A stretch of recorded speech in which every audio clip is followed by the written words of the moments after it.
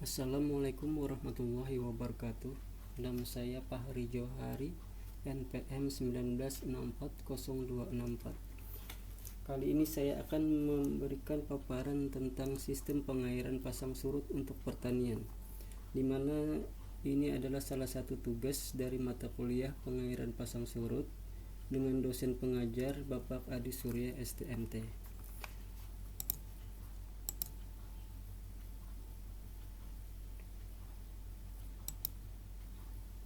Yang pertama, latar belakang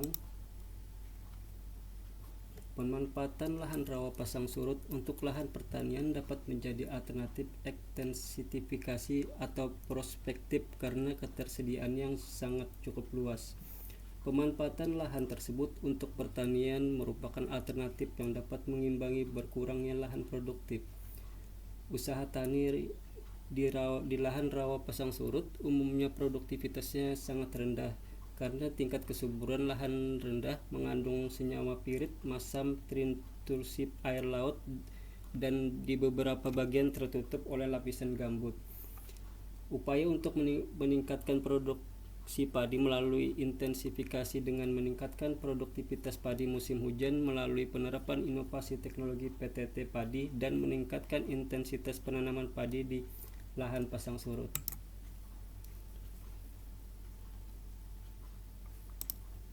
Selanjutnya, tujuan. Pertama, tujuan untuk mengetahui sistem pengairan tata air, sistem drainase, dan pengaruh pasang surut terhadap produktivitas lahan pertanian. Kedua, mengetahui pengaruh aspek hidrologi dan aspek hidrolika terhadap pasang surut, serta menghitung besarnya debit hidrolika terhadap pengaruh pasang surut. Mengetahui cara pengelolaan air dan pengelolaan tanah dalam pengembangan pertanian di lahan pasang surut. Mengetahui jenis pertanian yang diusahakan atau dikembangkan dan sistem pola tanam yang digunakan. Mengetahui operasional perawatan lahan pasang surut di daerah tersebut. Dan mengetahui kendala-kendala yang dihadapi usaha mengatasi pengolahan lahan pasang surut.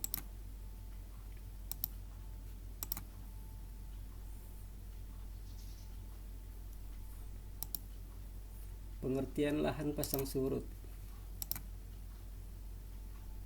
Yang pertama, lahan rawa adalah lahan yang tergenang secara terus-menerus akibat drainase buruk. Lahan rawa dibagi menjadi dua, yaitu rawa lebak dan rawa pasang surut.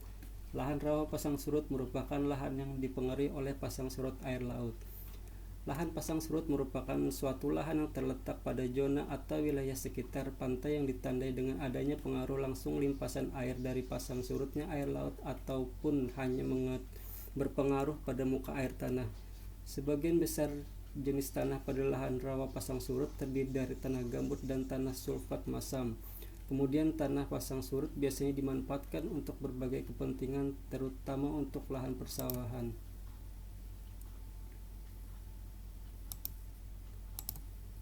Selanjutnya, zona wilayah pasang surut.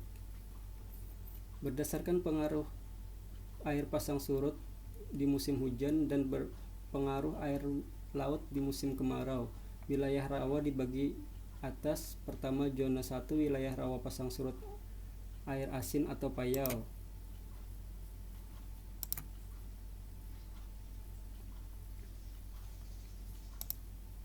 Yang kedua, wilayah rawa pasang surut air tawar.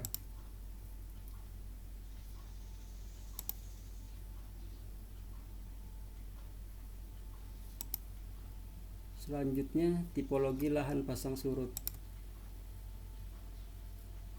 Berdasarkan tipologinya, lahan pasang surut digolongkan ke dalam 4 tipologi utama, yaitu lahan potensial. Lahan potensial adalah lahan yang paling kecil kendalanya dengan ciri lapis pirit 2% berada pada kedalaman lebih dari 30 cm. Tekstur tanahnya liat, kandungan N dan P tersedia rendah, kandungan pasir kurang dari 5%, kandungan debu 20% dan derajat kemasaman 3,5 sampai 5,5. Ini salah satu gambar untuk lahan potensial. Yang kedua, lahan sulfat masam. Lahan sulfat masam adalah lahan yang lapisan spiritnya berada pada kedalaman kurang dari 30 cm dan berdasarkan tingkat oksidasinya lahan sulfat masam ini dibagi lagi lahan sulfat masam potensial, yaitu lahan sulfat masam yang belum mengalami oksidasi, dan lahan sulfat masam aktual, yaitu lahan sulfat masam yang telah mengalami oksidasi.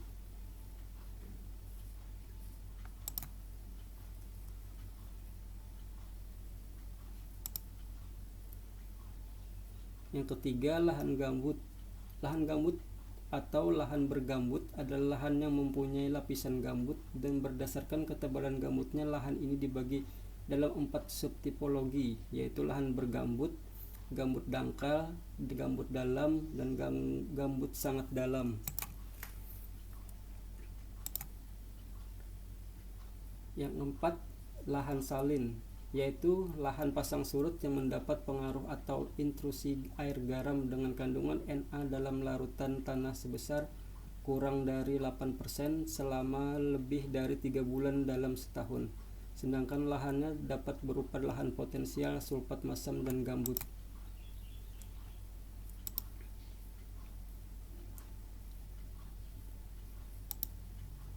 Tipologi luapan air pasang surut.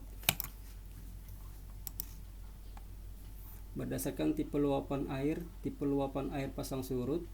Pertama, luapan A, bila lahan selalu terluapi air baik pada waktu pasang besar maupun pasang kecil, dan lahan bertipe luapan A selalu terluapi air pasang baik pada musim hujan maupun pada musim kemarau.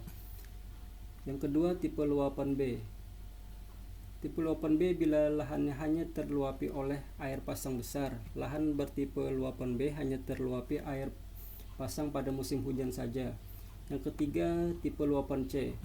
Bila lahan tidak terluapi air pasang baik pasang besar maupun pasang kecil, tetapi permukaan air tanah kurang dari 30 cm dari permukaan tanah. Lahan bertipe luapan C tidak terluapi oleh pasang tetapi kedalaman muka air tanahnya kurang dari 50 cm.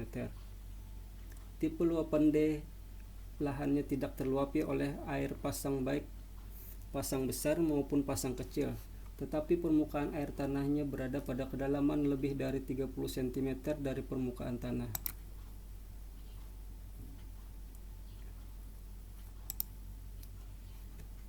Itu terakhir kesimpulan. Yang pertama, tata air mikro dapat mengurangi kemasaman tanah dan kandungan besi yang merupakan kendala utama di lahan pasang surut. Yang kedua, sistem TOT disertai dengan penyemprotan herbisida glisofat sebanyak 6 liter per hektar pada sulfat masam dan bergambut yang sudah berlumpur, selain dapat mengurangi waktu kerja 70-75%, juga meningkatkan hasil padi.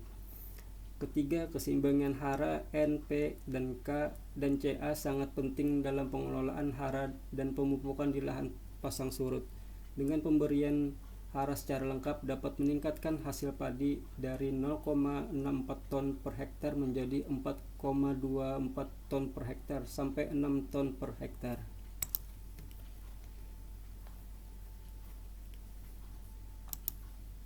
Demikianlah paparan singkat mengenai sistem pengairan pasang surut untuk pertanian. Mudah-mudahan ini bermanfaat.